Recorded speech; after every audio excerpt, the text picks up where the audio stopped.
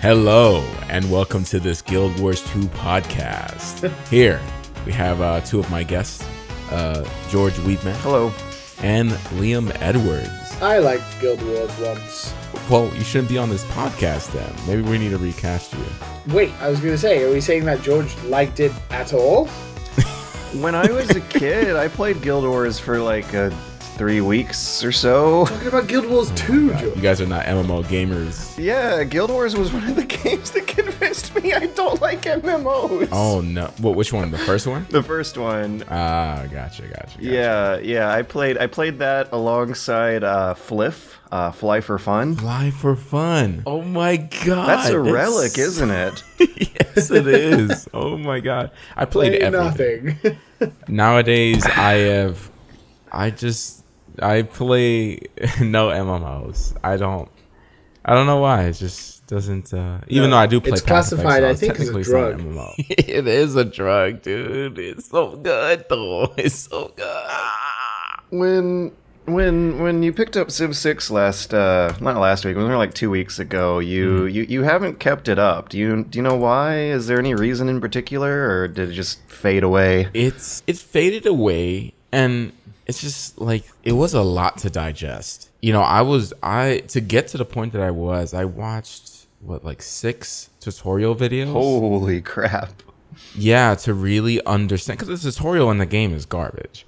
And like you don't really understand what like trade routes or anything like that. Like it, like for instance, I'll give you the example of the trade routes, and this is kind of like the whole game. Okay.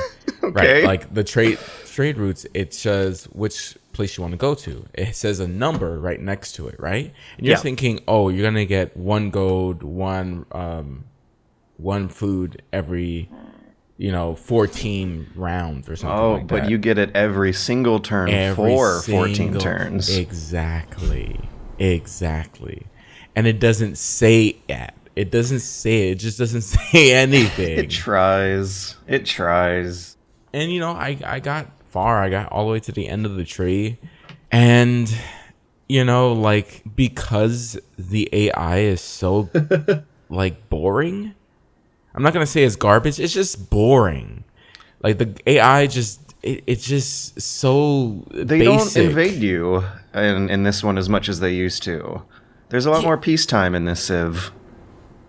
Yeah, but they're basic. They either don't like you or they like you or they want to trade with you. Like, they don't have any personalities. This is what they do every single round, and that's it. I've said this before. Like, that's it. I'm like, other than that, I'm just doing a city builder, basically, which is fine. But yeah, reason I bring it up is that conversation a couple weeks ago got me to load it up again, and that's probably the one game I've actually played the most of these past few weeks, and that I have come to the conclusion deep within my heart that it really is currently my favorite Civ, and that when I finish my current round of games, I'm going to buy the expansion pack, and I love it. And what I'm realizing here is that, like, a lot of these preferences are just kind of dependent on how long you've stuck with the franchise over time, because video games are so complicated. Like you just mentioned, if you're coming into this fresh, like it's hard to wrap your head around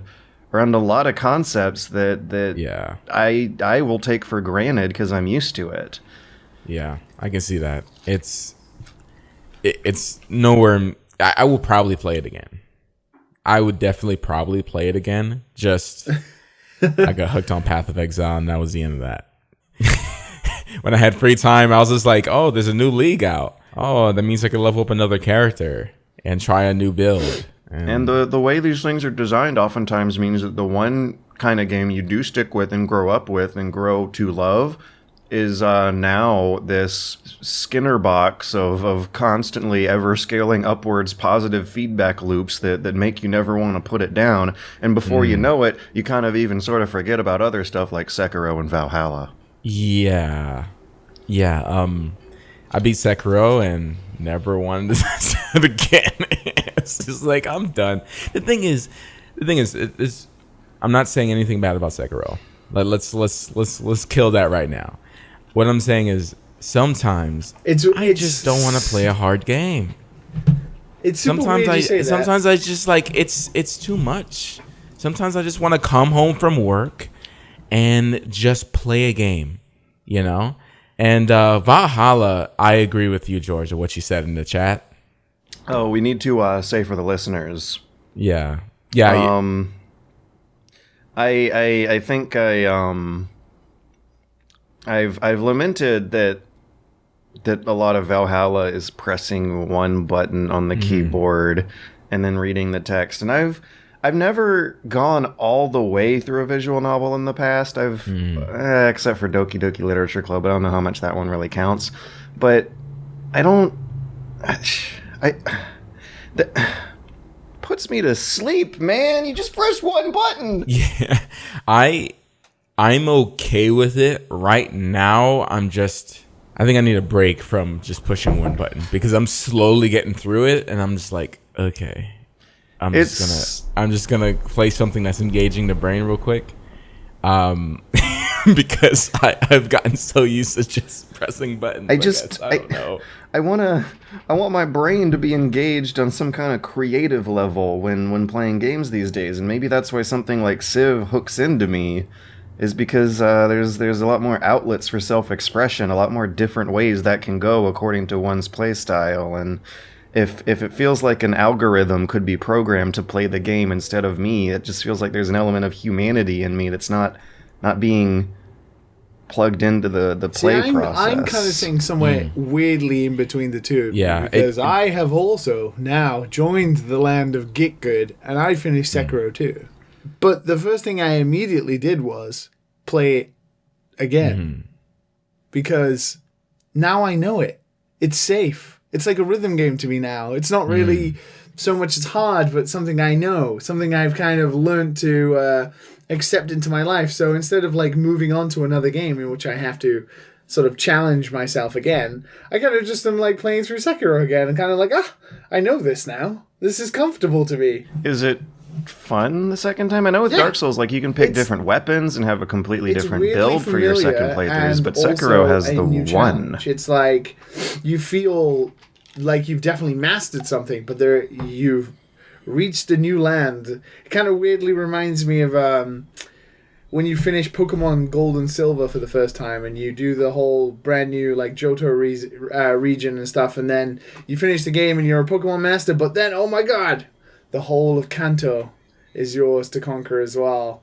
And it's all sorts of new challenges, even though you're a Pokemon master. It's weird. It's like super familiar. No, I don't know. I don't know those two are the same. That's more content. But because Sekiro is just like, oh, let's go over the same thing. It's still familiar. Have more of a challenge.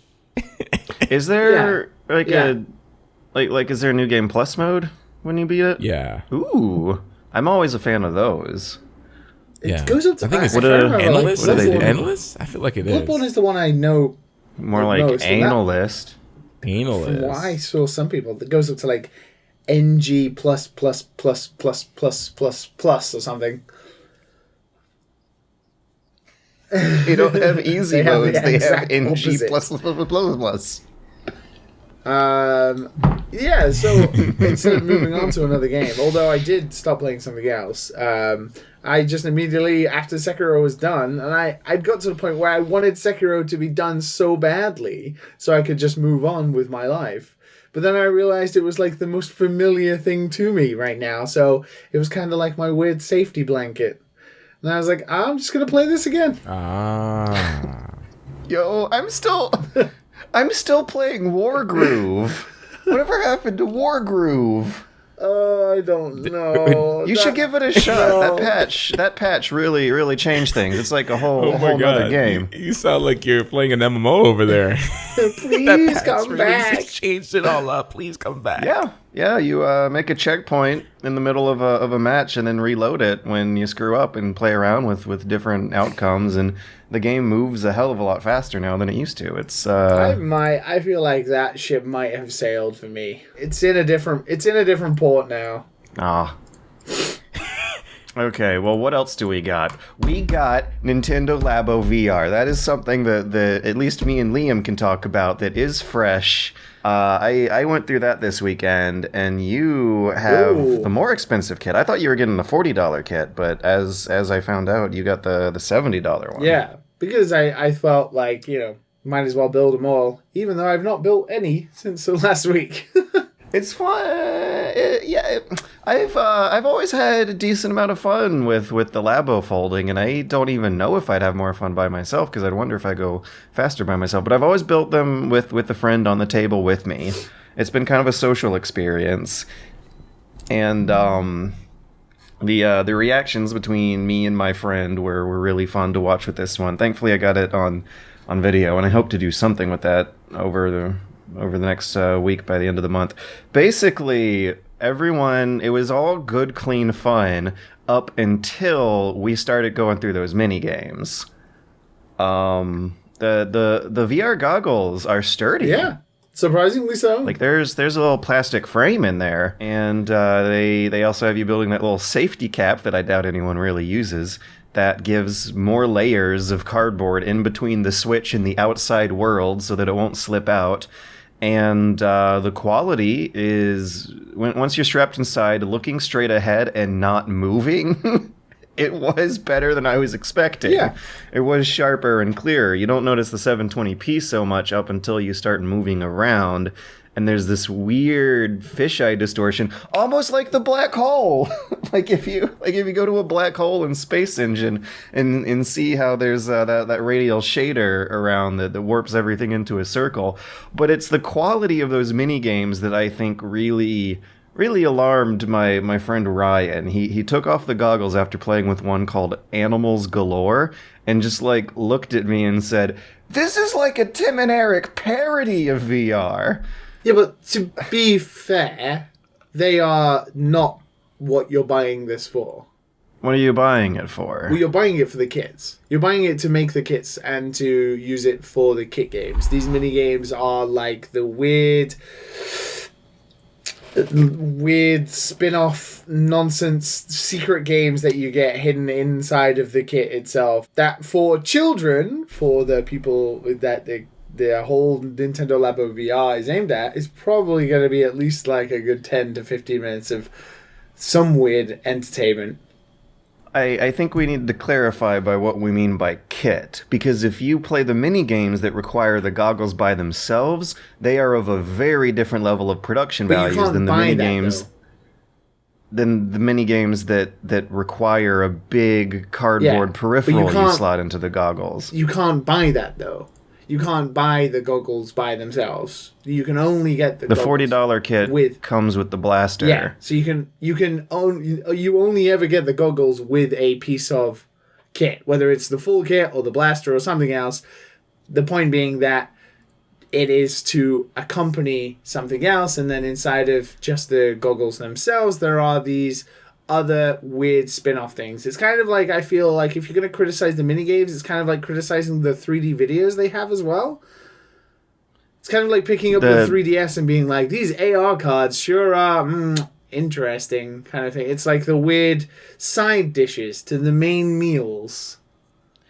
If you pay $40 for the blaster, you unlock a selection of mini games after building the goggles that I think include something like 6 different blaster games. Yeah, something like that. And they have production values. They have their own menus. They have 3D assets that look smooth and polished. They are games. But the mini games that don't use the blaster have you in almost Unity prototype rooms of low poly ragdolls that get slapped around. You basically slap around physics objects from a third person perspective, and there was a collective sigh and groan when I picked one that was called something like car driving. I was expecting to be inside a car me too. with the cockpit, and you're actually floating in a third person camera watching a car drive around. Yeah. There is 64 of them. It's shocking almost. But there is 64 of them as well. Quantity over quality seems to be the modus here. But that's kind of the weird thing that I find it hard to criticize them particularly because they're not exactly what you're buying it for. It's not like they're front and center for the advertising of it. It's kind of like, this is all the weird other stuff you can do besides your main reason for buying the kit kind of thing. And there's a whole shit ton of them. We just kind of made them up, and here they are. I mean... I remember you mentioning how cool the camera was, and I was looking forward to that, but the kit doesn't have the camera in it, and the camera... Because you didn't buy the right one. Well, they were also sold out, so I couldn't find it. Oh. And maybe they could have gone the extra mile and included some way to play the camera game without the actual camera cardboard.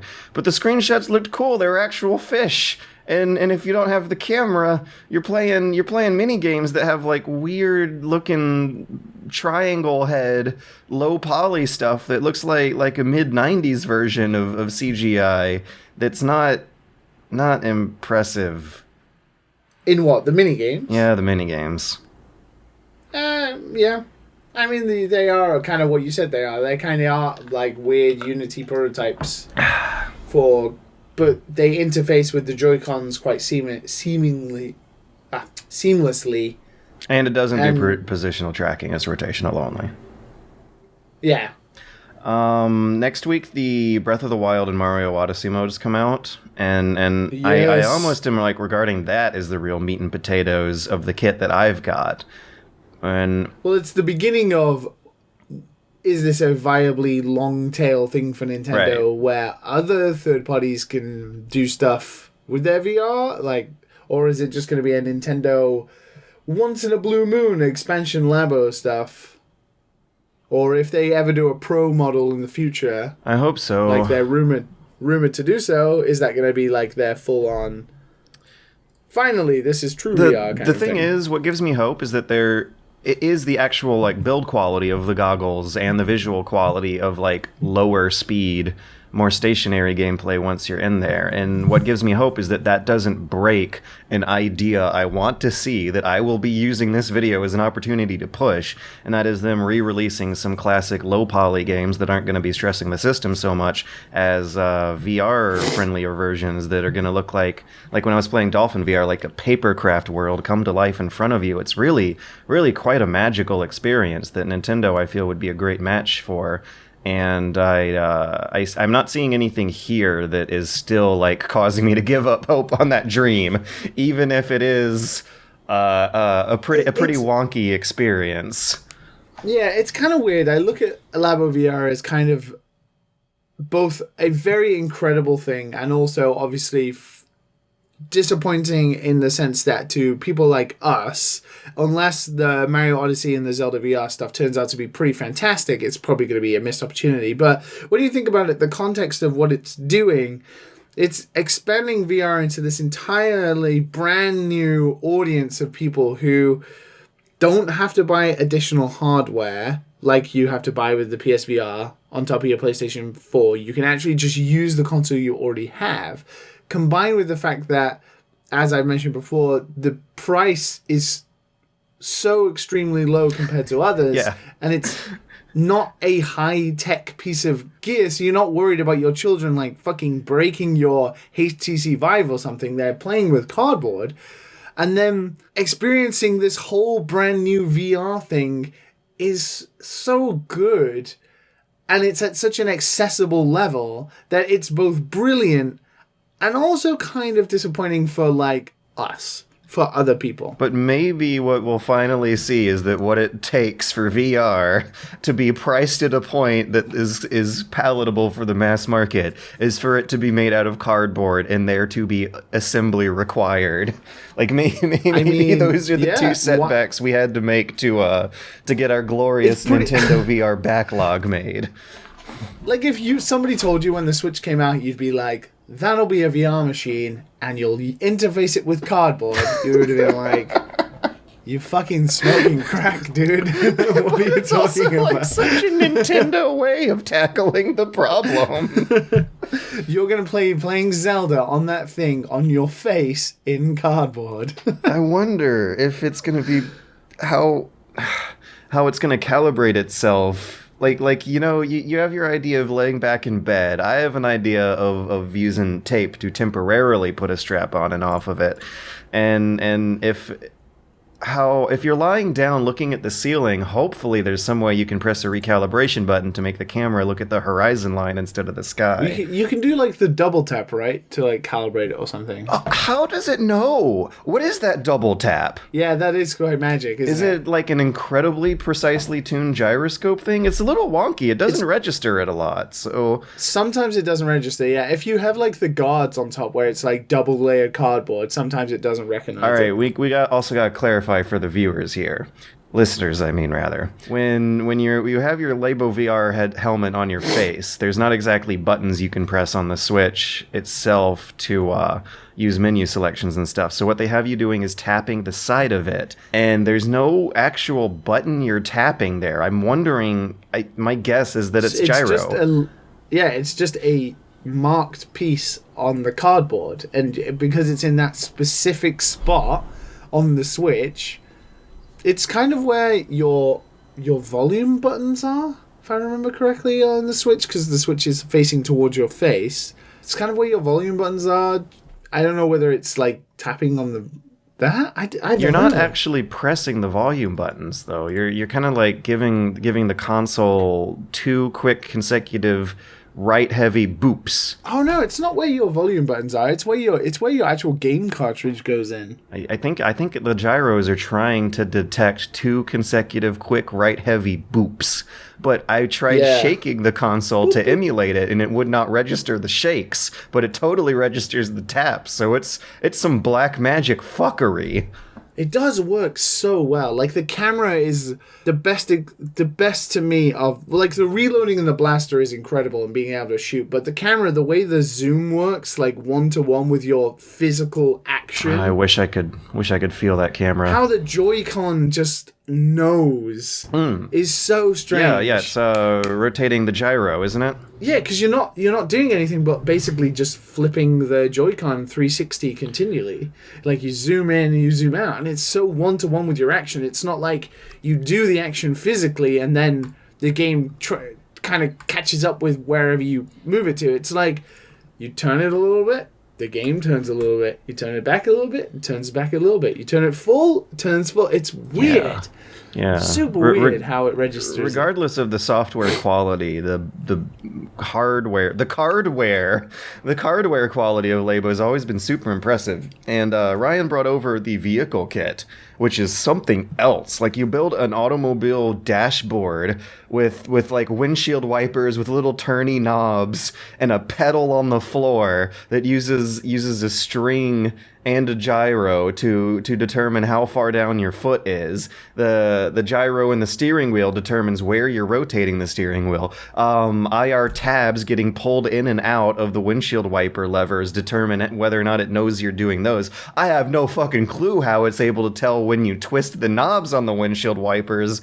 It's a complicated machine of cardboard gadgets for the vehicle kit. That was something else. There's 2 different dashboards. One is a submarine that has you using knobs that correlate with where a motor on the submarine in the game goes, and then you play the VR mini games, and they are not that fancy at all in comparison to some previous Labo stuff. I would kind of wish I was able to find that $70 kit and get the camera feel you're talking about. I still want to try the bird one when I have time to build it. That's the next one I'm going to build. And I want to try that wind pedal. Oh yeah, it blows wind in your face as you soar around as a bird in the sky. Oh, one thing that is really neat and different about it is that this is really the first kind of VR experience where they want you to be temporary. Like, you're supposed to take the goggles on and off all the time by a matter of seconds. And it's very strange having lived in a world for the past few years where VR is something that requires a like 60 to 90 second strapping process if you have friends in the house. Passing around and carrying and passing around the VR goggles and just handing them off to a friend and going back and forth like that is a fundamentally different way of playing with it. Yeah, it's super interesting. like the kind of weird local co-op Portable you can do with VR. it. It's Yeah. wireless. But speaking of Switch, Matt, Hello. I started playing Katana ZERO. But all right. So Katana ZERO. I beat it, and okay. I've been playing it as well. it's like Hotline Miami and Undertale had a baby. That sounds Undertale, really? cool. Undertale. That's like the best description I can give it. What do you think so far? How far are you in? So I think I'm near the end because it's quite a short game. Yeah, it's like 4 hours. I think that it does some interesting things, but the execution of the whole game kind of pretty bad. Uh-oh. Okay. Man, it's a looker though. It's gorgeous. Well, okay. Let's start at the looks. My eyes start to hurt after all these effects, man. I turned all of them off. Okay. Yeah. The rewind thing over and over again. You can't turn It's the annoying. rewind off from what It's annoying. and it hurts my eyes. I'm so glad it was can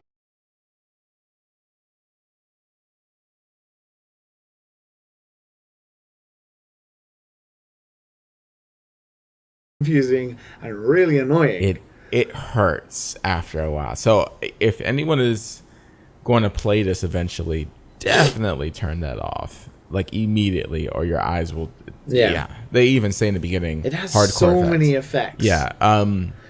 It looks good. The animation is good. There are some good parts in it, but yes, the execution is a little Is off. not so great. The Yeah. gameplay I feel is fun. It's Yeah. fine. That's fine. And that's the weird thing. The gameplay is really fun, but you don't actually spend that much time playing the game. Why you say that? You like if you think to like Hotline Miami, for example, it's a game all about its gameplay, and then it has all this quirky stuff on top of it. But the amount, like, if you divvied up the ratios of how much time you actually spend playing the game without the game fucking with you, which Katana Zero does a lot. It like takes control away from you. Like, it makes you think you're playing stuff, but you're not actually playing. You're kind of either a part of a cutscene or they're trying to show you a gimmick or something like that. So Katana Zero has like levels, but there's so much that happens in the levels that is kind of out of the player's control that it breaks away and makes me feel like I'm not actually playing very often. I'm like doing so much story exposition. Like scripted events in a side scroller? Yeah, there's a lot of scripted events, and they have this really dynamic like dialogue system where a lot of stuff can happen depending on the choices you make and stuff like that. And there's a lot of like glitching the game, kind of like Undertale, like Matt said, to like fuck with the player to get the point across about the whole thing to do with the story.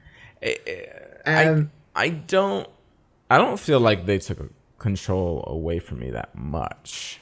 But I do agree with the execution. After beating the game, I was like, okay, the story, at a basic level, it was fun. I enjoyed, what it's about. But I get what you're going for with but it kind of yeah, thing. I know what you're doing. the impact of it at the end was just kind of Meh. Yeah, and it's a little and that's- confusing, and you don't really understand what's going on for like half of it. And it's trying to do so much. Like, it's trying to like execute this weird, crazy story that is baseline super simple. Like, and you kind of get what's happening almost immediately, but it tries to like do so many It's because like it has fancy. to do with time, and they're Yeah. trying. I'm pretty sure like whoever's directing it or whatever. I don't know how many people are on the team. Fair play, it's like one dude. yeah. It is just like one Yeah, dude. So he has his idea about. incredibly impressive. Yeah, he has his idea about like how to tell a story and it be as confusing as time is you know. and when we say time, we mean like, you know, like traveling back in time and paradoxes and stuff like that. The stuff that gets sucked into the black hole. Yes, and it comes off a little off, you know. There's almost like a Sekiro moment actually, but you haven't got to that point. Yeah. Maybe. It's interesting. All right, after you beat it, I'll talk to you. It's like, and this is the weird thing. Like, I feel like you're just for a game that's that short with that much heavy story stuff. The amount of time you're actually playing the game is like 3 hours, 40% of the time. Nah, don't listen to him, audience. Don't listen to him. Because the levels are super short. Every level has like a weird gimmick, which means that you have to deal with this gimmick. So the only time you're ever playing like the core gameplay loop, which is easily the strongest part of the game, even though the controls are fidgety as fuck, the core like game, like playing a level against enemies where you have to get past them, is like super low. That doesn't happen as often as it should in like games like Hotline Miami, for example, where you'd spend like a good 30 minutes to 40 minutes playing through a whole like house, going from level to level without being interrupted, without crazy stuff happening. Whereas Katana Zero is like, every level is like maximum 15 minutes long, and then there's all this weird story and like gimmicky exposition on top of it that's trying to mess with you and like have all these crazy effects and stuff. So like that core gameplay loop, which is really fun about this game, kind of doesn't happen very often as freely as it should. And I think it's worth saying that you can skip through all of it by playing the character how you want to play it. Like if you didn't want to listen to any of it, you can literally just say, "Okay, I'm just gonna kill you." I'm just gonna carry on with the game. So that's probably the way you should have played that. But that's the thing, is that's kind of what's really frustrating. That it gets to a point where I'm just kind of like, I just want to keep playing, but you're not really like you're like, you're not really letting me do it. You're making me like walk around really slowly at different places, and I kind of just want to fucking chop some dudes up. Like I want to use sounds like Red Dead Redemption. I kind of want to use your. You might be getting those two games mixed up. I want to use your cool samurai powers, but you're like making me just fucking talk to a therapist and like, come on, just want to do it. And the fact that it is so short means it's like, well, you start, you do bits of gameplay, and then the game ends. So the gameplay itself, though, is very, as you said, reminiscent of Hotline Miami, and it's good. And the controls in the beginning for like the first hour are like, oh, this kind of doesn't feel so tight. Especially coming off of like the back of playing like Sekiro. Like, I constantly made mistakes because I was like, oh shit, I was meant to press like ZR instead of LR. It's ZR with Y. Yeah. Like, and you're meant to press like B to jump, but if you press Y and up, you jump higher. Like, it's got all this weird systems going on. Like, if you're on a wall, you can like double jump, but only if you're facing like a certain way. Yeah, it's got a lot of like finicky controls that take like an hour to get used to, but then again, it's only 3 hours long, so by that point you've not really enjoyed like the first hour of the game. It's such a weird game. Well, Liam doesn't like it. I just find it super weird. I find it really strange. I liked it. I feel like the execution could have been a little bit better, but I liked it. Yeah. There's like a little secret boss you can do as well, which gets a little weird. But yeah. So yeah. It's a good little game. I don't know if I necessarily like recommend it and everything like that, because like it might give you headaches, man. To be honest, like it might give you headaches. The pixel art is worth it. It's worth it if you're a fan of like pixel art. Like, it has amazing pixel art animation. That shit is so fucking hard to animate. Like, I'm watching some of the moves and some of the stuff that happens in it, and I'm like, oh my god, this must have taken just months and months and months to do. Yeah. It's gorgeous at times. But yeah, Katana ZERO. Yeah. Execution, not so great. Just before we move on, Netflix No Chill. I need to bring that back. Right? Holy shit. Yeah. I watched a lot of movies, a lot of superhero movies. I see. I rewatched Captain Marvel again. Not as bad as the first time I watched it. I'll give it that. Still kind of a weird movie. And Ant-Man, or that's a rewatch. Ant-Man is always a good movie, I would say. Ant-Man or Ant-Man versus the Wasp? Versus Ant-Man and the Wasp. Oh. Wasp. I'm familiar with some superhero movies, but I'm sorry I'm not a hardcore super dorky nerdo fan like you. I watch Ant-Man so I can watch the second one. Because I rewatched it anyway. Yeah, Ant-Man's a fun movie. It's different from all the other superhero movies. It's not very kiddie, that's for sure. That's always a good watch, and I want to watch the second one. I watched Venom. I never watched Venom. God. Okay, so I'll be quick. Tom Hardy, of course. He's always great. He's always great. You know. Everyone else around him was completely garbage. It was just trash. just the evil guy was trash. Everyone was just trash. And that sucks because. Do you want to know something weird, Matt? What? I probably enjoyed Venom more than I enjoyed Captain Marvel. Well, yeah, me too. For sure. Without a doubt. I enjoyed Venom. I'm just saying that the actors were trash. Oh, okay. I thought you were talking about how bad it was, and I was like, no, Venom. Before you do. Venom and Tom Hardy. Venom was just the most ridiculous character, and that story is just—it's so broken. I could say a few things, right? Like the point where Venom changes his mind about staying. Like there's nothing. Like this is a big gaps just missing. How the girl reaches inside the facility to turn on speakers to help Venom fight Riot. Like what? There's so many plot holes and just things that are just completely broken about that movie. I enjoyed it though. It's oh my God. If you want to hear bad execution, this is a bad execution. That was so bad in terms of story. But I liked Venom and Tom Hardy, so I enjoyed it still. So that's all good. I watched Deadpool 2, which is probably better than all these movies. Well, Ant-Man was so good. I still haven't seen that. I didn't watch it until just now, actually, and still haven't seen it. It's good. It's good. Ryan Reynolds knows how to do some things. Obviously, there's more people on that staff, but he did a good job again.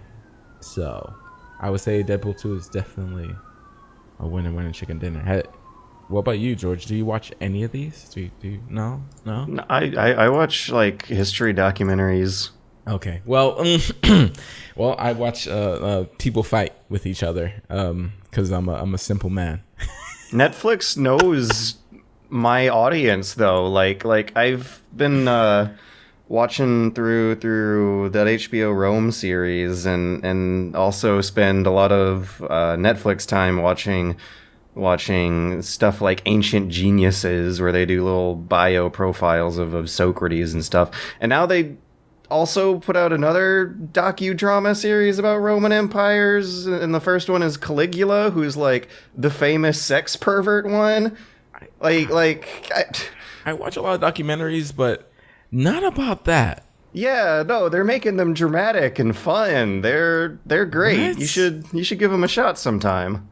About sex workers? What? Well, okay, Caligula was a Roman emperor who was a crazy, potentially incestual sex pervert. When the treasury ran out, he ran an imperial brothel out of the palace to make money. So, yeah, it's kind of about sex workers.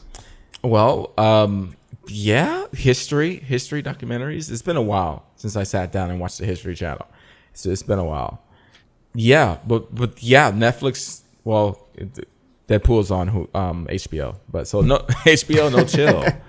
I would say Deadpool 2 is a good watch. Doesn't quite roll off the tongue as easy. Yeah, it doesn't. Netflix no chill is well, Matt, I'm all booked in for Saturday. Oh, Saturday? What's Saturday? I'm all booked in for Saturday, so I'm not left behind. I'm heading into the end game. Oh, okay. Oh God, I am not gonna know what you guys are talking about. No, wait, George, I thought you bought tickets. Wait, what game are we ending? Oh, yeah, no, Oh my God.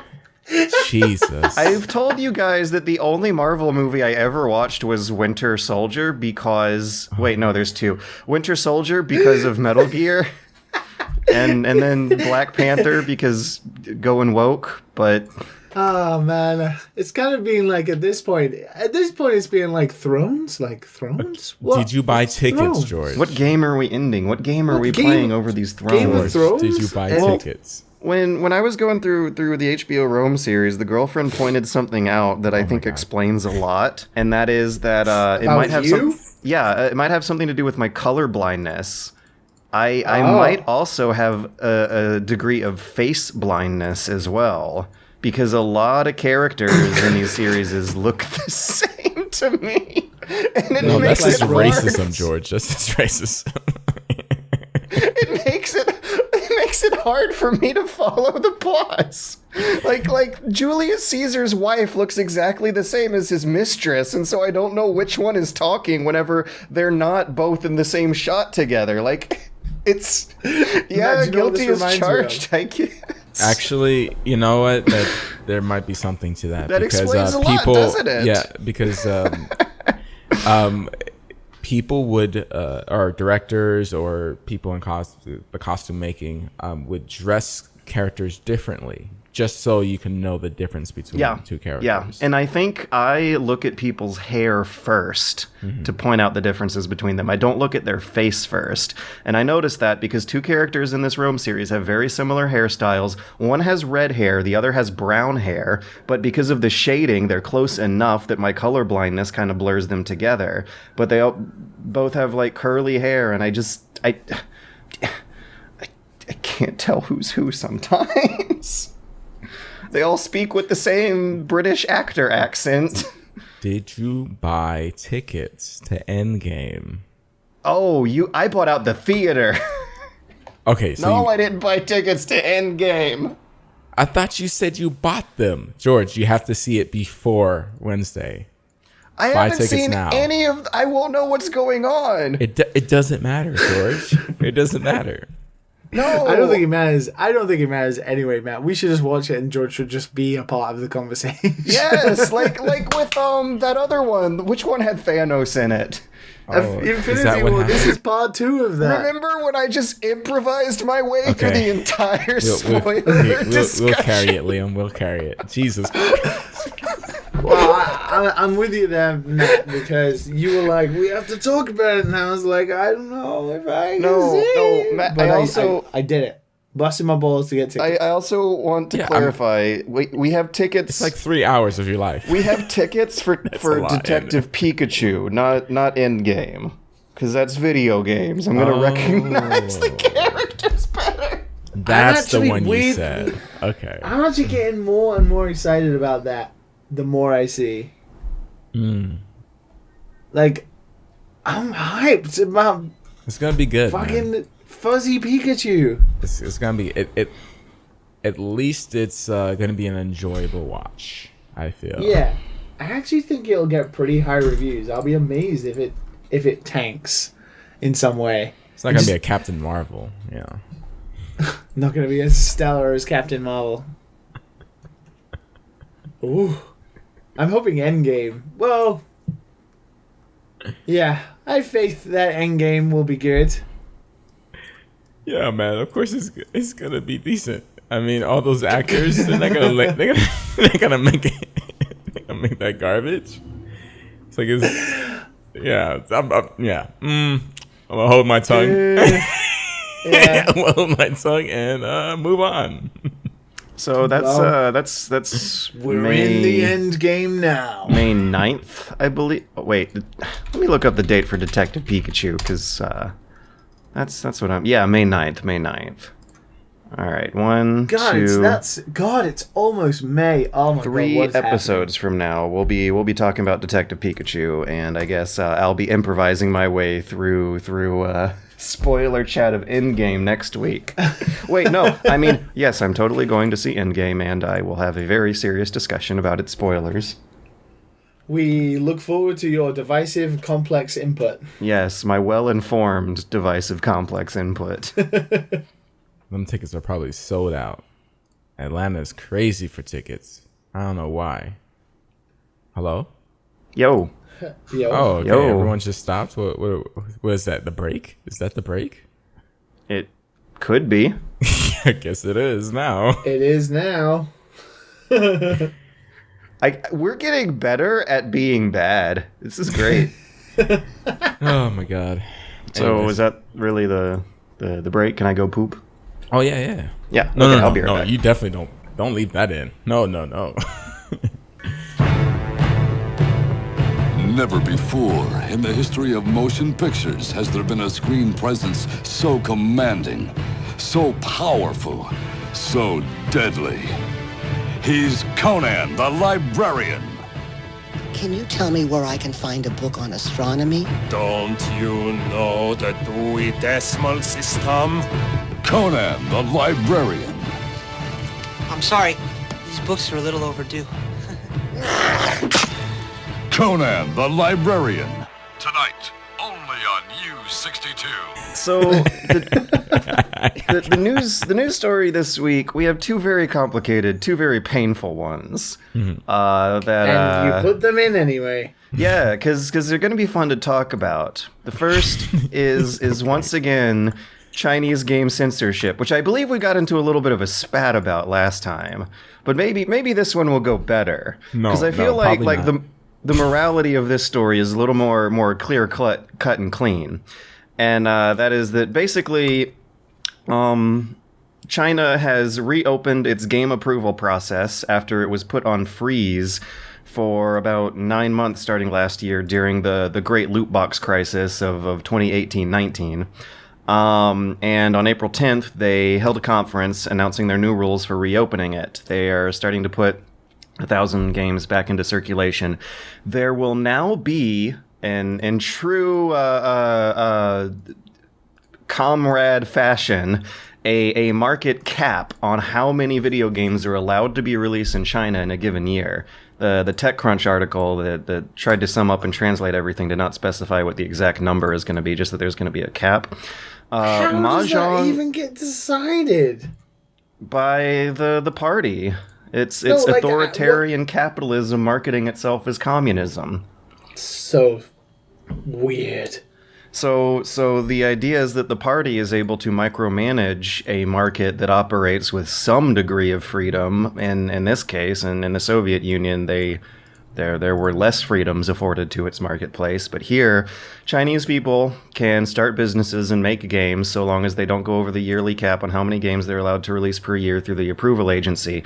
Mahjong and poker games are not going to be approved either over concerns that they will channel their way into illegal gambling, which means that moneyless, which apparently was happening earlier, but now moneyless gambling games are not allowed. And the one thing that really weirds me out that I would actually be feverishly interested in looking into more details of is their set of rules about how they're not going to approve games that feature the country's imperial past. Particularly the theming of gongdao, which directly translates to harem scheming, involving concubines manipulating, pressuring, and scheming against the politicians and the emperors, as well as guandao, which is the word for palace official competition. Not quite sure what that means. I want to look into this stuff, because that sounds like it's going to backfire spectacularly. Especially if revolutionary regime wants to market itself as a symbol of national pride, like national history. What are we talking about here? Why didn't you pick something easy like Epic abusing workers, or Take-Two getting massive bonus for people buying massive microtransactions? Like, what is this? Because China is the world's largest market in video games. They are making the most money off of video games right now, and they're doing it with these weird rules that strike the rest of us as anachronisms of different times and places and theories of governance. It's scary. And it also makes me worried about the future of projects like Total War Three Kingdoms, or just any video game based off of the Three Kingdoms period in Chinese history, which is a popular series in Japan, right? Like, there's a lot of Japanese-made games that still take place in Chinese history because the two cultures are fairly closely related to each other, despite the differences they've had throughout history. And I'm wondering now, like, how this is going to affect the market predictability of games like that succeeding well, because I have no doubt that because of China rising as a video game market, that games like Total War Three Kingdoms are getting made in the first place. Chinese history is a really fun setting with a lot of inspiring stories behind it, and you'd think that they'd want to market that more, especially since the most popular shows now on China's TV streaming services do take place in historical Chinese courts. They're history dramas. But apparently you're not going to get that in Chinese games anymore, or foreign games made for China. And didn't they also ban like their most popular TV show anyway? China Maybe they doesn't seem to care. Hang on, I'm gonna plug that into Google, because if so, that's alarming as well. Because like, you guys were saying that period drama. I can't remember the name of it, but like basically whatever China's biggest TV show was, they've cancelled it or something, like, because it was doing something that it wasn't allowed to be doing. So a quick Google search for China bans TV show brings up headlines that read from CNN, will China's hit period drama Yangtze Palace face censorship? China to ban foreign TV during prime time. Chinese censors are clamping down on foreign TV shows, which is a trend of the Chinese economy of the 21st century. They introduce some foreign businesses and foreign concepts into the market and then start putting restrictions on them to encourage the growth of domestic businesses. In this case, those restrictions are basically censorship. Like, it's one thing to say... I don't know if I still get what the argument that you guys were talking about how if Devotion comes out with a joke making fun of the premiere, they should expect to be censored. But now, like, games explicitly made... No. That's okay, not what we were saying. Oh, yeah, all right. Here we go. I'm not going back into this because it was a mess. Let's not go back into this particularly. No, they're not Chinese developers. They're not Chinese developers, but they understand the context of what will happen if that is in there when they sell it in China. It is different to, like, something getting...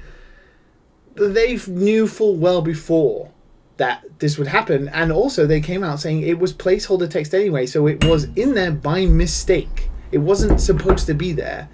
Anyway, that was not them making a game with the intention of, we don't think this will be censored.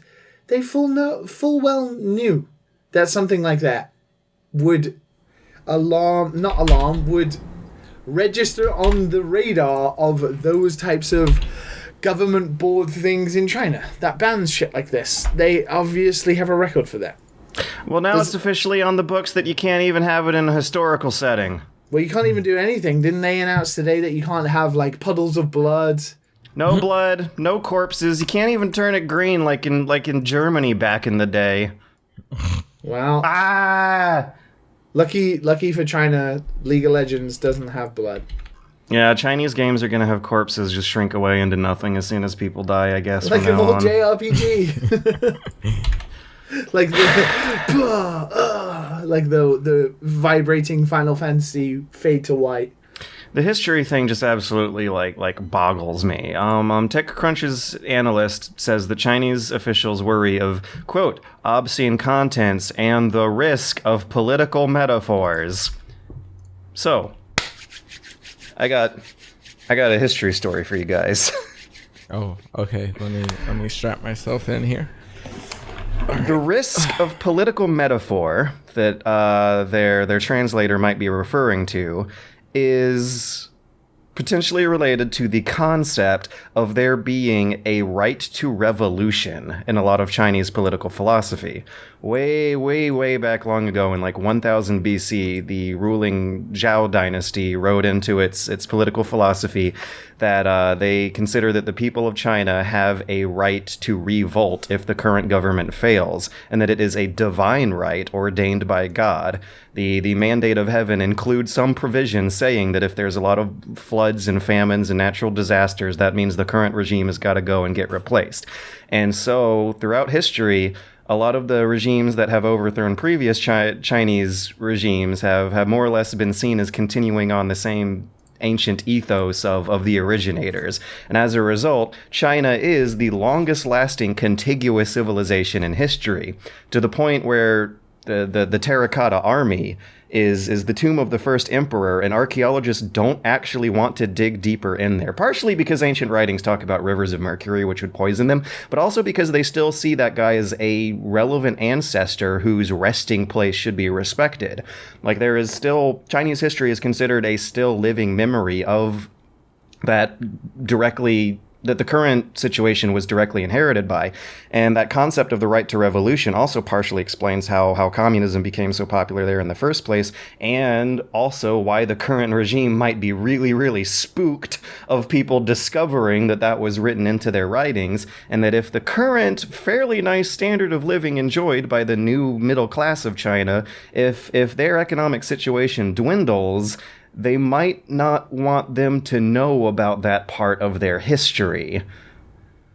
They might not want people thinking about revolting.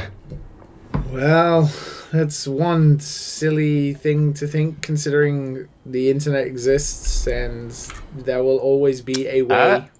Well, the Chinese internet is very different. There will always be a way.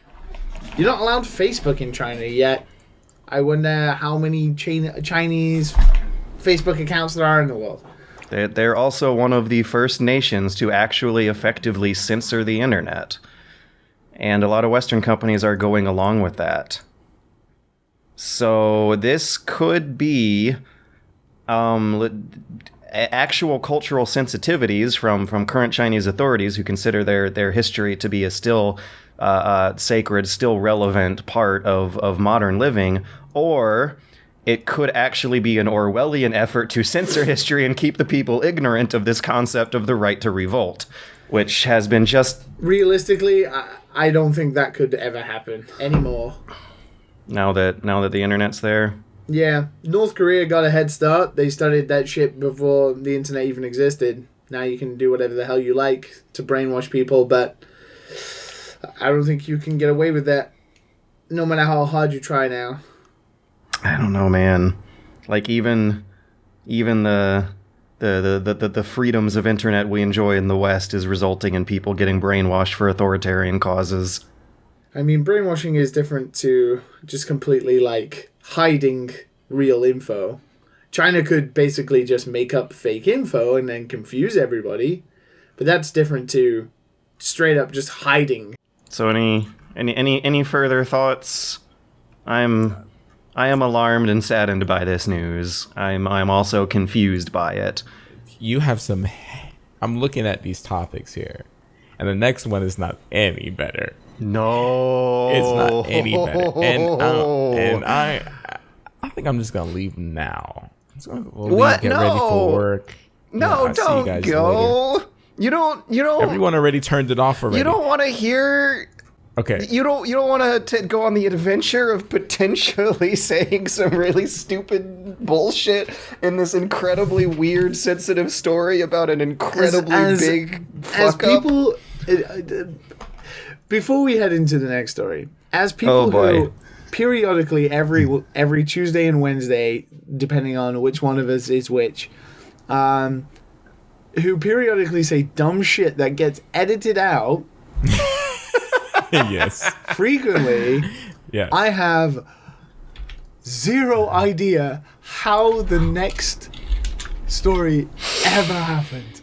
Like, what the shit? Okay. I have my suspicions. I feel like I might have been there myself. I don't know anything about the story, so.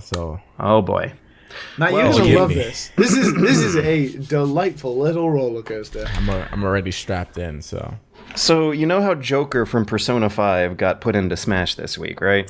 Or last week. And he's good. Side note, did download him, did play him. He's really fun. And as a Persona fan and a huge Smash Brothers fan, this has been quite a delight for me. Forgot to mention. Very cool. The character includes a song for their stage that is an extended version of the anime intro opening from Persona 5. That includes. It's not the opening, is it? It's just one of the tracks from the game. Close enough.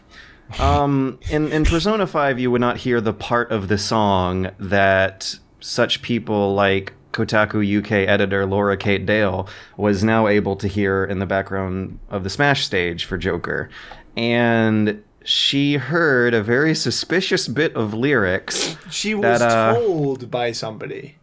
It sounds like she received an email, supposedly. She received an email from somebody who thought they heard it, and then she already knew what the word was, so when she listened to it, oh wow, I'm surprised.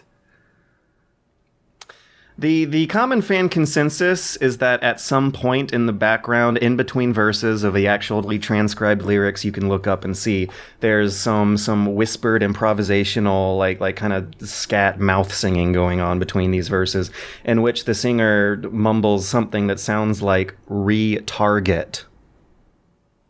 Wait, what? Wait, what? Retarget or retort it, or you can imagine what the lyrics were misheard as, right? Right. So which is weird. So it definitely is 100% definitely not a Scatman freestyle, because the singer is Japanese and doesn't speak English, which would cause the singer to not even know what words the improv stuff sounds like. Well, they're certainly through not English be ears. Improvising in English to begin with. So it probably is not actually what it sounds like. Not. Yeah. However, a story got written anyway, accusing the song of including an ableist slur. The story got published. It's still up on the site today, even though they did publish a really big, shameful retraction and correction, explaining the situation and what happened, and that they put it out too early without comment from Nintendo nor Atlus. And the retraction article includes a sentence, I kid you not, that says, "We checked with Atlus, who confirmed that the actual lyrics of the song do not include the word retarded." And the fact that we truly live in the stupidest timeline right now, if that's an actual sentence that had to get published to clarify a game journalism scandal, this looks bad. It's so frustrating because the guys at Kotaku UK, the editor Rich Stanton, is a really wonderful guy, and I imagine he puts a lot of trust in his staff to do their job. And I'm not too familiar with Laura's work. I know, obviously, we've had Jim on the show, and she is one half of the Jimquisition. Mm-hmm. She actually reviewed Persona 5 for the Jimquisition site. Okay, so, yeah, and it's weird to think that a game that's been out for almost 3 years, that no one on the planet will have ever have heard this slur before her, and it's obviously probably somebody's kind of got high and mighty, thinking they're pretty amazing, to have found this piece of information out, wrote a story about it, and it turns out to be a non-existent thing. Which is upsetting because it reflects negatively on people who are already incredibly abused online for doing their job. Game journalists. She wrote some tweets defending herself, saying that she was not expecting to publish this thing without comments from the publishers, and that Kotaku went through with it anyway. And that's nonsense. I don't know. No. That's actually how a lot of business in a busy newsroom works. That's one of the things that people should realize about working in a busy newsroom, is that reporters work on multiple stories at the same time, and they also have a lot of stuff written out ahead of time, ready to publish while waiting for the fact-checking and verification process. If it's going to take a day for an Atlas or Nintendo rep to get back to their emails, then they're not going to sit around and do nothing for that day. They're going to go ahead and write, and then have a sort of like Mad Lib template ready to edit what they've previously written once the answers come back. And as an example, obituaries. Everyone knows obituaries are written ahead of time. If Trump gets assassinated, then there are already going to be stories ready to go within minutes. They do not write that stuff as it comes out. It's all part of a preparatory process for the future. Yeah, but this is like something else, though. This is you're so strange. It's like, how did you think you were the only person in the world to hear this before everybody else? 2, the singer is Japanese. I don't want to go down this rabbit hole because I don't think it's intentional in that way, but you are, by byproduct of writing this article, insulting someone's pronunciation while singing a song in a different language. I am of the opinion that it's fine to write whatever as you're working on the story, but they should not have published this. Like, they should have waited for Atlas to make their statement confirming that the lyrics do not include this word, and then either scrapped it or written a complete nothing, like borderline humorous story about how some fans are mishearing these lyrics. And that's what should have happened. This is a big fuck up. My opinion, and it's probably a bad opinion, is why is this news in the first place? Well, as you'll see in a fan question later on in the podcast, stories like this shape public opinions and public perceptions about how our jobs as game media personalities are perceived among our audience as gaming fans. No. The difference is, why is this specific thing a story in the first place anyway? I guess because if it happened to actually be the word, then they most definitely should be news, because that's just not on. But it's very almost easy to tell from listening to it, and also understanding that the game is Japanese. All the songs are sung in English by Japanese singers.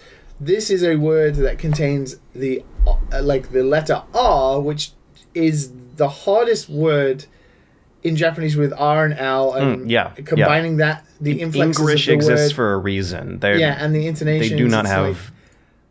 And this game hasn't just come out. It's a part of the Smash DLC, but it's part of a game soundtrack that has been out for 3 years. There is no way on earth you are the first person to hear this song and think that's what that word is.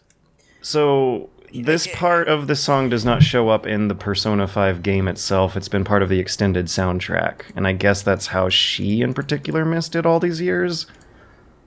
Oh, man, I don't know. But there's no way you write an article thinking you're the only person who's heard this.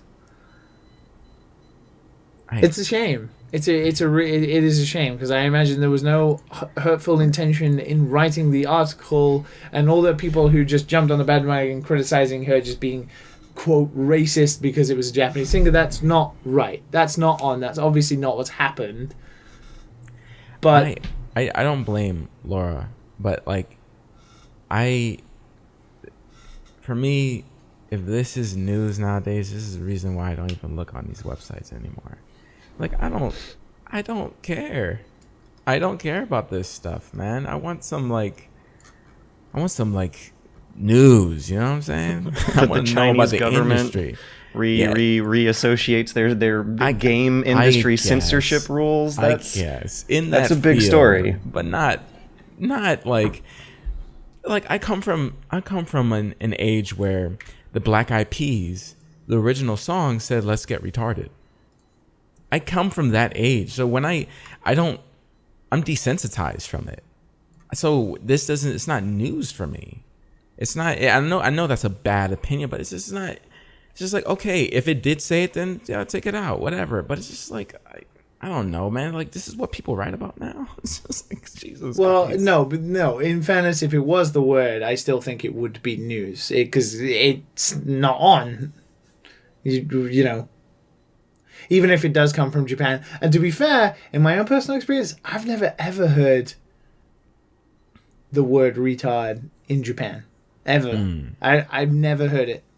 It's a very English word that we use, and I've never heard like a katakana based version of it or something like that. Japanese people tend to only use like 4 or 5 different swear words anyway. Or like slurs. Aren't the rules for swearing really different in Japanese? Like it's more about how poetic you can make your insult rather than what words you use in it. Yeah, it's more like talking down to someone as much as you possibly can, like really showing them the least respect possible, putting them down. But it's kind of like the only English word they really say is fuck, and that's where.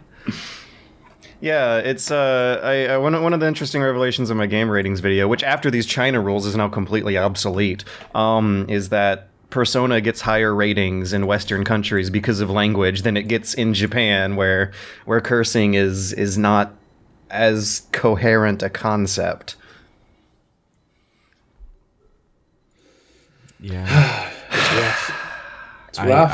I feel sad that for the people who want to be a writer, but they have to work on multiple stories, and I've heard about including trash stories that get published before they should. I'm so sad. I can't imagine her not wanting to write this and being given it by her editor and her editor publishing it before she wanted to. Having worked in a newsroom, I can actually imagine that. Yeah.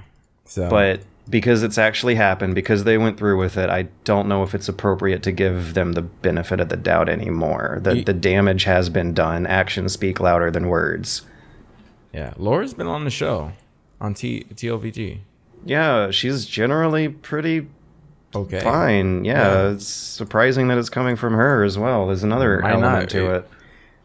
What I've learned in my life is you don't know everything. You know, sometimes you're never going to know the full story. So I usually give the benefit of the doubt. But because it did come off a little racist, right? But yeah. I don't think that was the intention. I don't think that was the intention. Yeah. But yeah, that's that's it for that story. Wow, what a depressing news section. I know, right? Moving on to depressing. Remember how I told you guys I was just like depressed last night when making the outline? Like this is what we're gonna talk about. Yeah. All right. So let's move on to listener questions. There's one depressing one here that folds into the rest of it, but a lot of it is going to be more fun arguing about nostalgia and whatnot, which apparently went really well last week. We got some positive fan reception on our Ocarina discussion. If you would like to hear us talk about your favorite old games and how nostalgia shapes opinions and how different our perspectives might be than yours based on our formative experiences, send you. It will be bad one time. Just okay. It only takes one time. Actually, I'm going to be a little more democratic about this. Matt, what would you like them to send us questions about? Oh, God. The thing is, everything is game oriented, and I think that's just kind of our audience. So maybe ask us something else that you would want us to answer. Something about other than games? Other than games, yeah. You can throw a little bit of that in there. I'm game. I'm game for other than games. Yeah. Liam, what would you like to have our fans ask us questions about?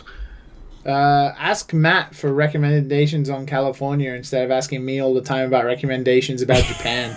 No, Yeah, we got a few of those this week too. no. All I know is bars and stuff like that. That's the only thing I've been to. They're the only things you need to know about. Well, that's kind of true for California, at least LA area. If you would like to send in questions and hear us talk about weird topics of your choosing, please send them in to dadandsonspodcast@gmail.com. Once again, that's dadandsonspodcast@gmail.com. Our first question comes from Pavement. Pavement asks, where do you draw the line for what you consider, quote, We finally games? hit rock bottom. We finally have Literally, Pavement. yeah! Oh, that's good.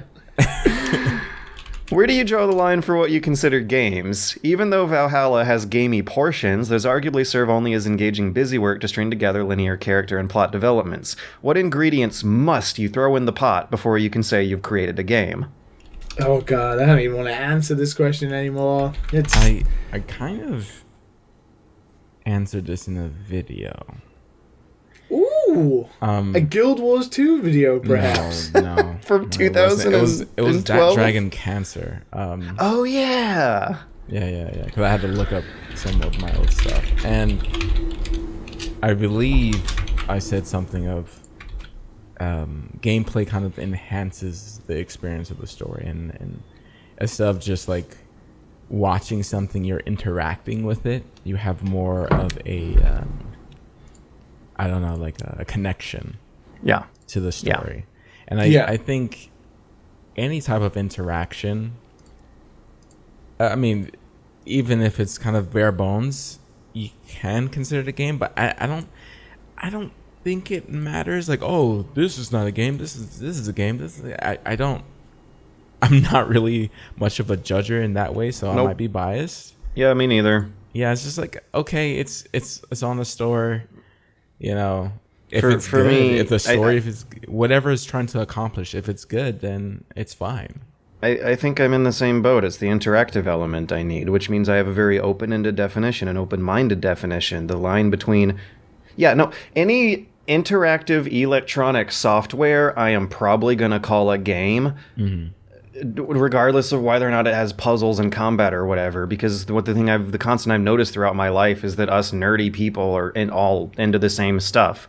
It's the word we've used for the past 40 years to refer to interactive electronic software entertainment, and I expect that in the future, as more and more distinct subgenres develop and experiences like the Bandersnatch become popular, the word game will still be used to refer to that. Like in Japan, Liam, games being recognized as a mainstream form of entertainment has been around for a little longer, and it's not that controversial to toss that word around. So far as I know. Well, being an otaku is something that's completely different. Like a game, yeah. Oh, that word means different things in English versus Japanese. It's like kind of an insult, But like, right? if you were a game otaku, it's very specifically a thing to do with anything that you engage with that comes off a TV, I guess. It's weird because game, the sort of dictionary definition is it's just an activity that someone engages in for amusement. So, if you're playing Dear Esther and you're interacting with the keyboard and you're playing it and you're having amusement, then it's by definition a game. My definition myself as a game designer and like how I would design games is very different to what I still consider a game. The game I would design, to me, that would fit the specifications of what a game is different to the scope of which I think games are. Go on.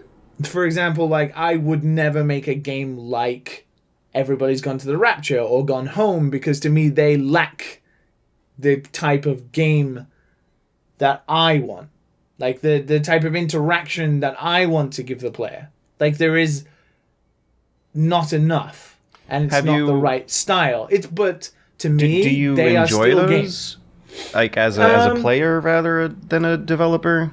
Yeah, for sure. Like, there's been stuff like visual novel based stuff, like Danganronpa, or for example, or to an extent Persona. There's a lot of just like reading and non-interaction, pressing one button kind of stuff over and over again until you get to a certain point. Danganronpa being a really good example of that, or like 9 hours, 9 hours, 9 doors, 9 people, or whatever it's called. Like, great games, really great games. Less so on their like game interactivity part, but still a great game, and I really enjoy it. But not games I would design. And I'm just not pedantic enough to say that my enjoyment is what classifies the thing as a game or not. I feel like that really depends more on what society as a whole uses the word for than my own definition. I typically regard such arguments as kind of self-indulgent and pedantic. Yeah, for the most part, I entirely agree. I think it's we're all on the pedantic. same page. People are like, oh, walking simulators are not games.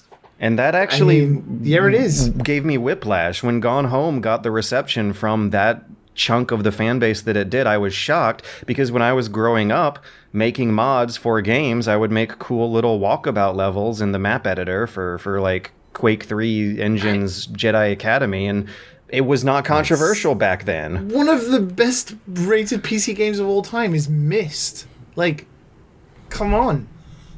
There's like a bit more interactivity in Myst maybe than Gone Home, but not really. You still solve puzzles in Gone Home. They're just easy puzzles.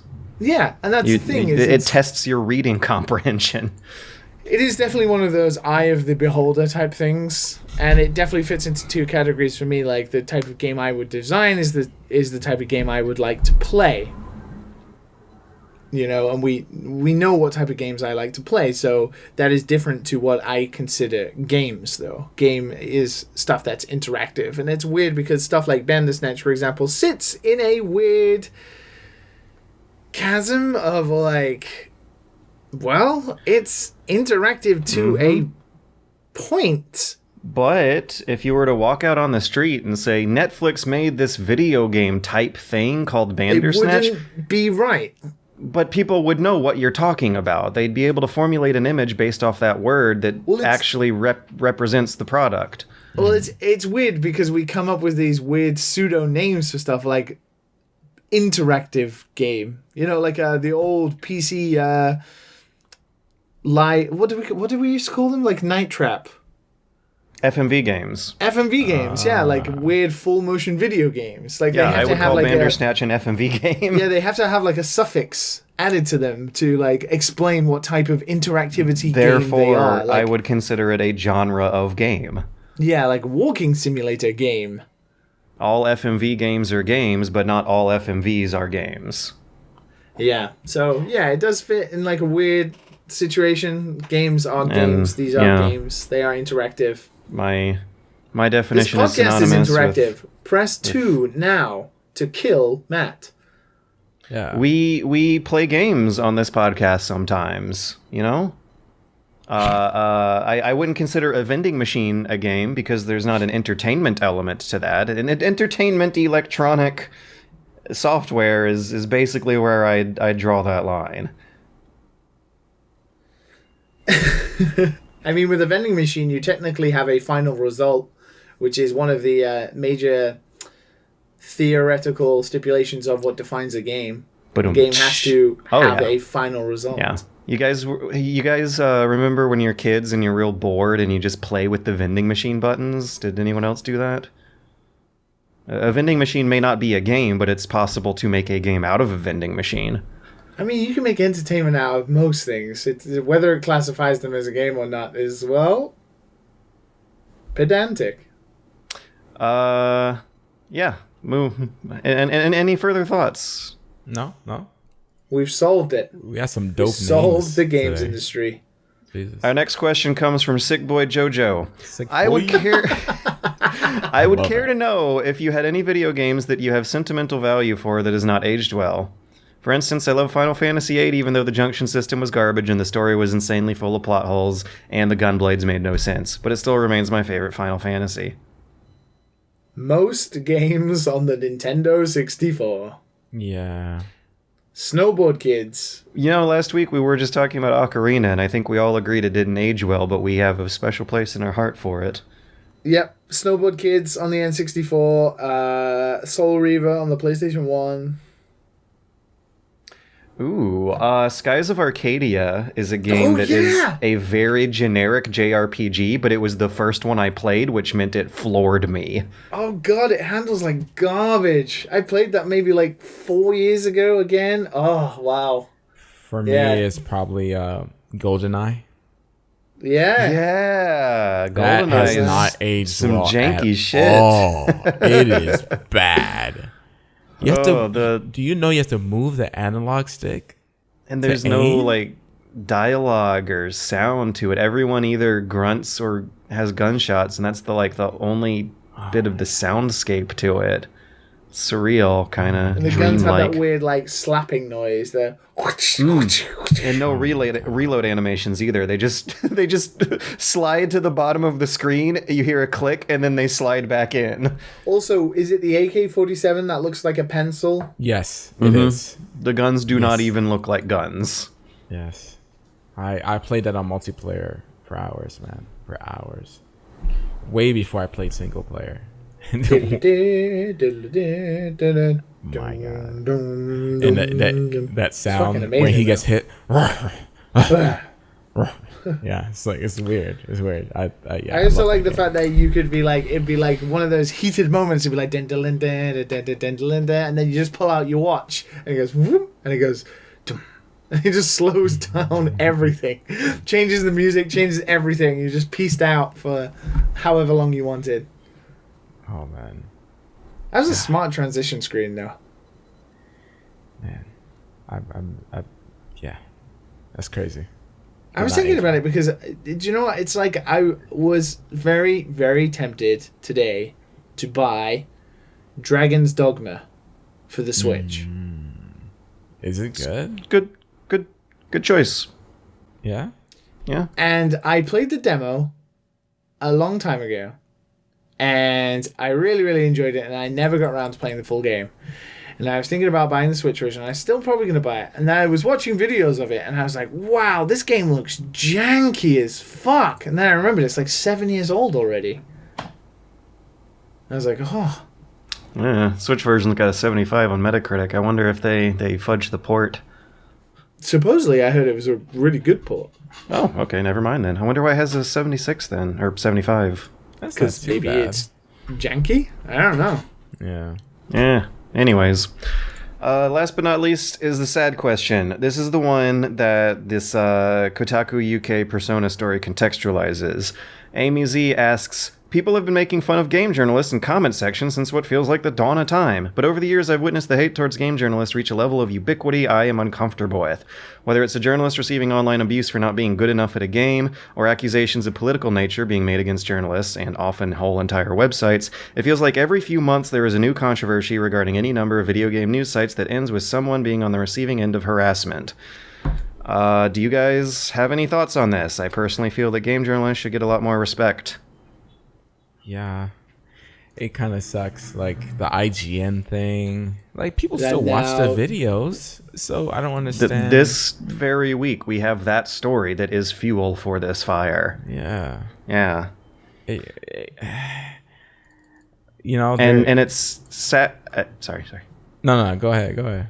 It's especially sad because right now I feel like a lot of that criticism has kind of been manifested into the wonderful career of Jason Schreier, who, if anything, should be a model for game journalism to follow and is making it better right now than it usually is. Yeah. But a lot of the hatred like really kind of sort of begins in the mid-90s when the magazine publications turned into a race for exclusive previews. And previews back then were always positive. It was creepy even as a kid reading these magazines how the reviews would not really hold any punches, but previews would always give the game the benefit of the doubt that it would turn out right. And that would create a lot of hype and create a lot of sales that would not end up being reflected in review content. That always struck me as pretty weird. But nowadays, after the internet, with a more democratized media landscape that is less dependent on review copies, I feel like we are living in a better era of video game journalism, and yet stuff like this Kotaku story keeps happening. Mm-hmm. And what I feel like people need to do is look at the bylines underneath news stories, the individual authors who are writing them, and realize that someone like Jason Schreier might generally always be right on the money, whereas other Kotaku editors might not. News also, its primary function is to spread recent knowledge quickly. Mistakes will be made naturally as part of this process, and what publications are supposed to do is issue corrections and retractions as they do, and also, go through a rigorous process of fact-checking and verification before actually publishing stuff. But what people should really be using to formulate their realities out of is a consensus of published fact-check stories rather than just one. There should be a consensus considered. Like, I oftentimes don't read individual reviews, but instead will look at a Metacritic score to pick a game up. When historians are pulling over news articles from history to write history, they're not going to use any one particular news story as a source. They will use multiples, cross-reference them against each other, and see which news stories all get the same details, because that might be the truth rather than the details. Media literacy is something that I feel should be taught, and has also gone way, way out the window since the advent of cable news, which sped up the process for that race for timeliness and exclusivity to a kind of sort of absurd degree in the American media landscape. In Britain, isn't the news a hell of a lot more dry than it is here in the States? You're literally not allowed in Canada to lie in the news, and as a result, the news is a lot more boring to watch, and that used to be the case. It used to be subsidized by major networks and produced at a loss up until CNN and Fox News cropped up on the scene in the 90s to make ad-driven news and kind of sort of mesh it with entertainment. And there's other countries that are very liberal, well-funded Western democracies that have a lot more restrictions placed on what you're allowed to publish and label it as news than here in the States. And I feel like that's created a generation of kids who don't know better. I mean, you said it. Yeah.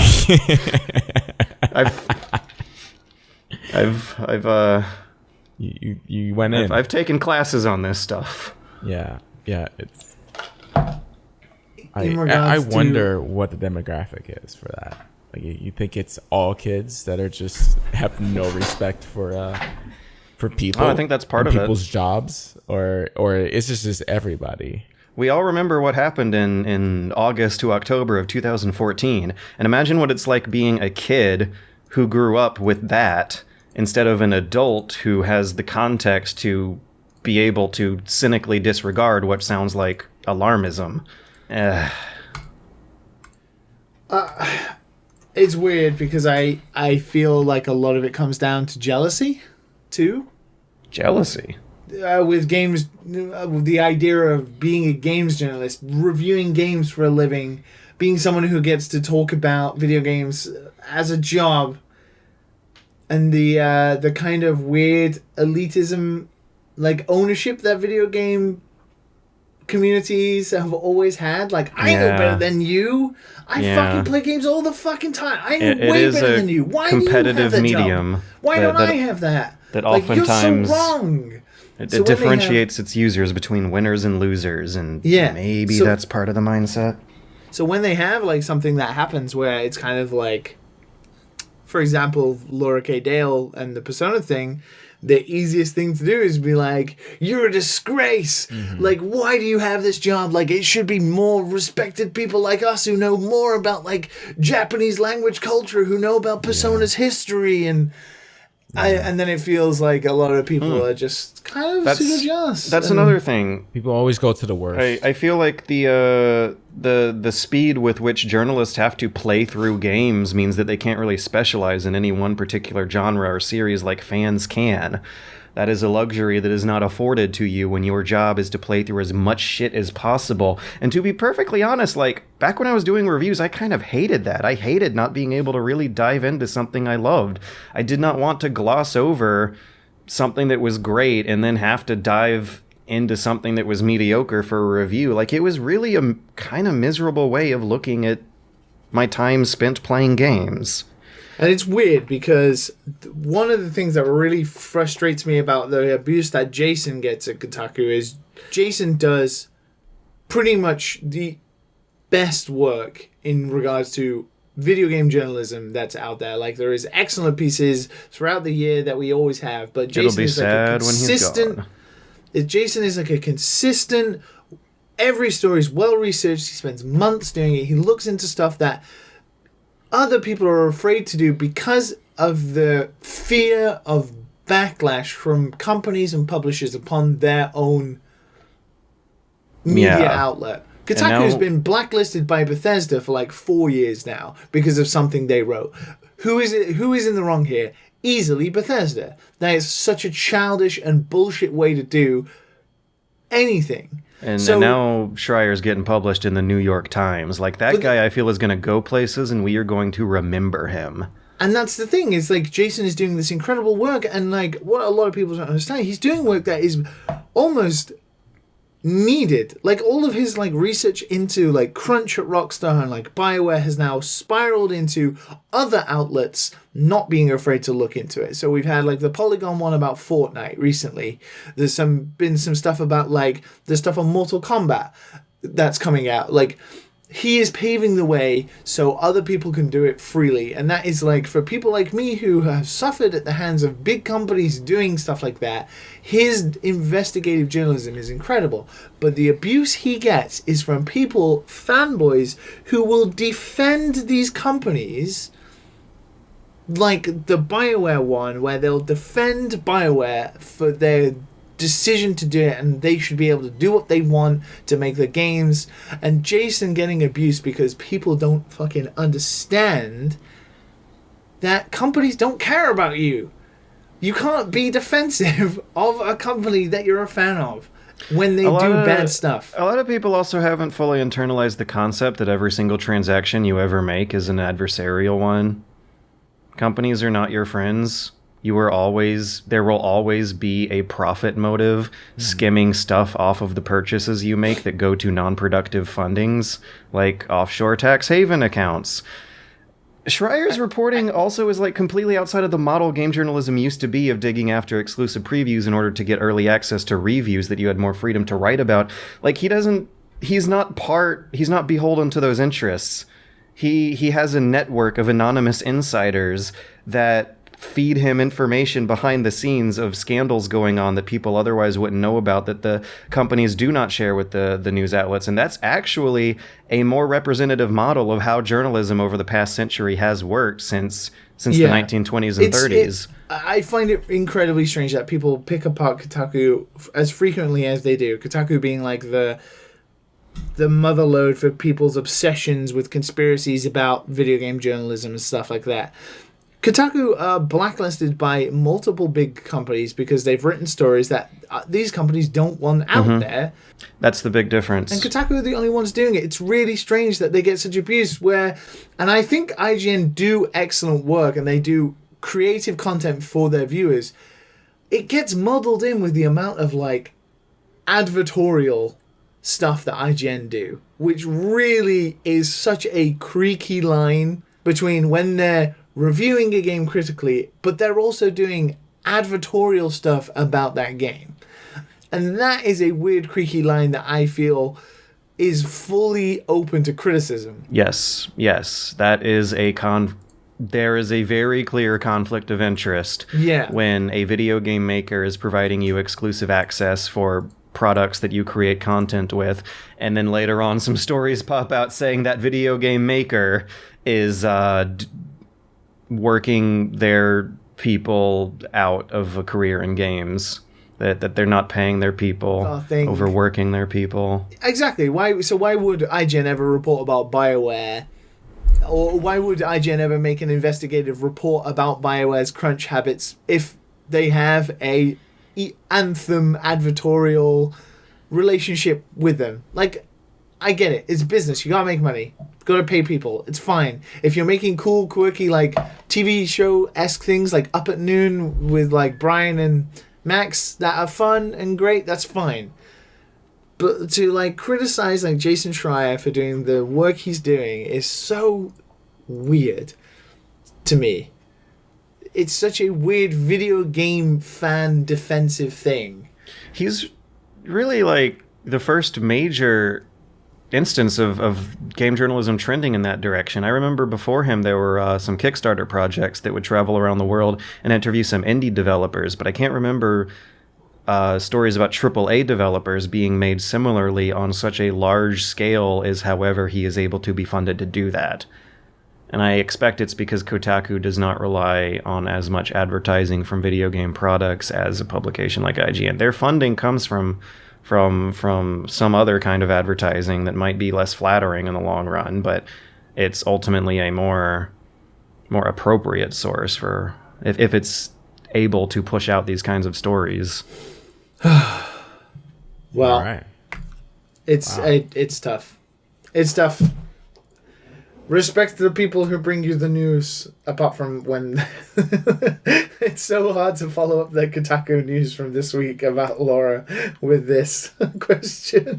I also hate to say it, but it's also really important that you as a reader check the primary sources the journalists are using and make your own interpretation that you will cross-reference with theirs to maybe make a more clear or easily understandable version of reality. That's extra work, though, but it also might make life make more sense for you. Or just listen to the Dan Sons podcast every week. But we get shit wrong all the time. I know, but at least we're open about it. I don't know what you're talking about.